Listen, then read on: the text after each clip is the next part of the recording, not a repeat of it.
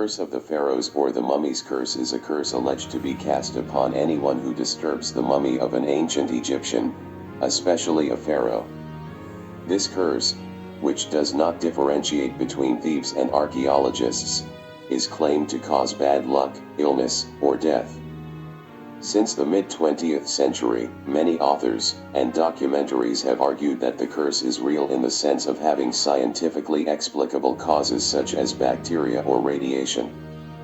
However, the modern origins of Egyptian mummy curse tales, their development primarily in European cultures, the shift from magic to science to explain curses, and their changing uses from condemning disturbance of the dead to entertaining horror film audiences suggest that Egyptian curses are primarily a cultural, not scientific, phenomenon.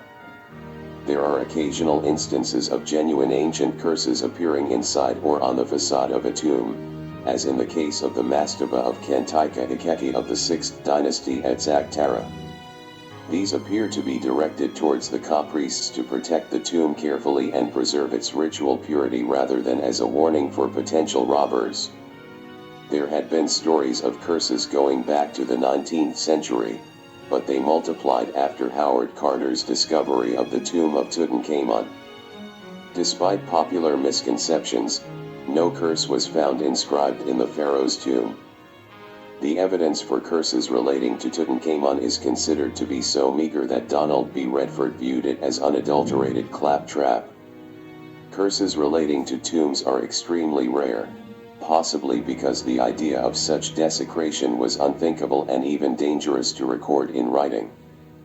They most frequently occur in private tombs of the Old Kingdom era. The tomb of Ankh-Tifi, 9-10th dynasty, contains the warning, "Any ruler who shall do evil or wickedness to this coffin, may Heman, a local deity, not accept any goods he offers, and may his heir not inherit."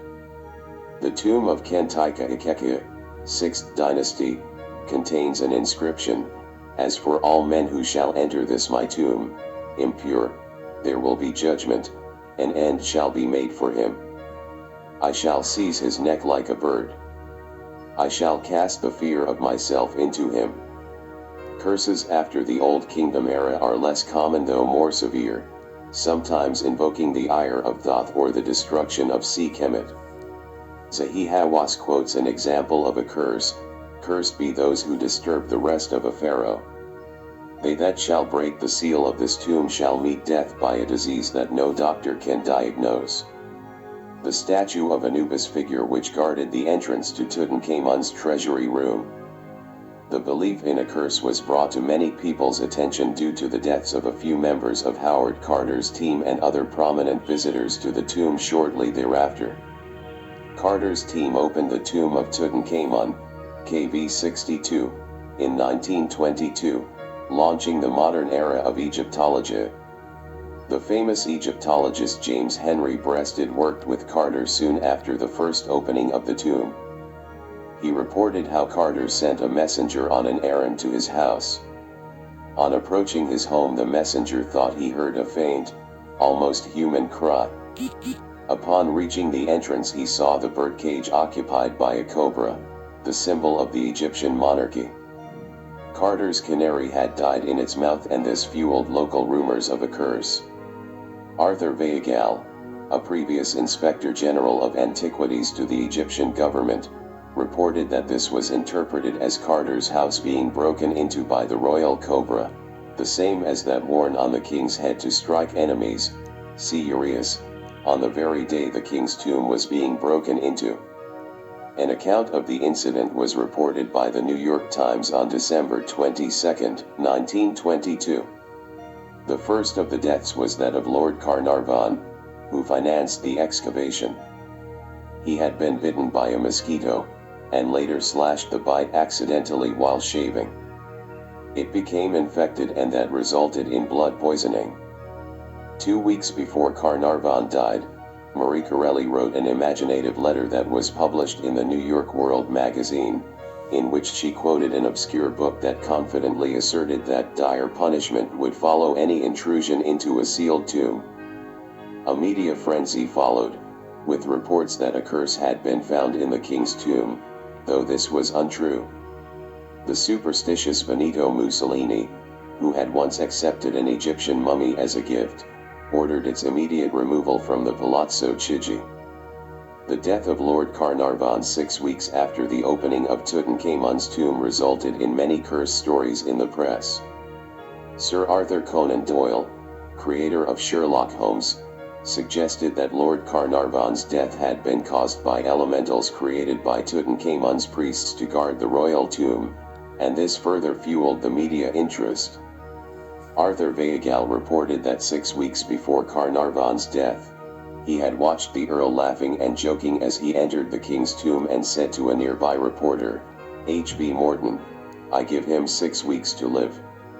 The first autopsy carried out on the body of Tutankhamun by Dr. Derry found a healed lesion on the left cheek, but as Carnarvon had been buried 6 months previously, it was not possible to determine if the location of the wound on the king corresponded with the fatal mosquito bite on Carnarvon. A study of documents and scholarly sources led the Lancet to conclude it unlikely that Carnarvon's death had anything to do with Tutankhamun's tomb, refuting another theory that exposure to toxic fungi, mycotoxins, had contributed to his demise. The report points out that the Earl was only one of many to enter the tomb, on several occasions, and that none of the others were affected. The cause of Carnarvon's death was reported as pneumonia supervening on facial erysipelas, a streptococcal infection of the skin and underlying soft tissue. Pneumonia was thought to be only one of various complications, arising from the progressively invasive infection, that eventually resulted in multi-organ failure. The Earl had been prone to frequent and severe lung infections according to the Lancet, and there had been a general belief that one acute attack of bronchitis could have killed him. In such a debilitated state, the Earl's immune system was easily overwhelmed by erysipelas.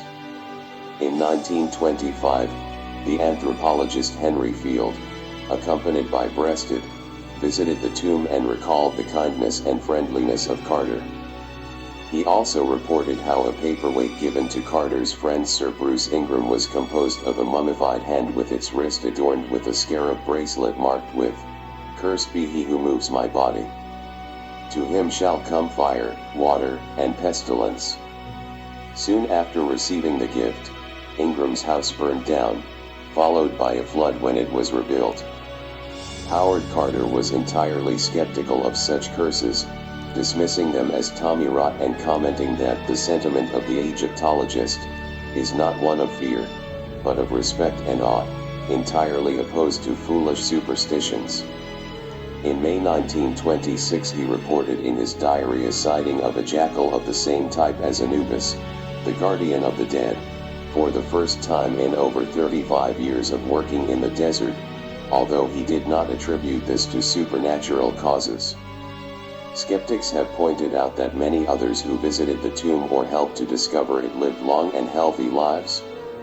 A study showed that of the 58 people who were present when the tomb and sarcophagus were opened, only 8 died within a dozen years. All the others were still alive, including Howard Carter, who died of lymphoma in 1939 at the age of 64. The last survivors included Lady Evelyn Herbert, Lord Carnarvon's daughter, who was among the first people to enter the tomb after its discovery in November 1922, who lived for a further 57 years and died in 1980, and American archaeologist J.O. Kinnaman, who died in 1961, 39 years after the event.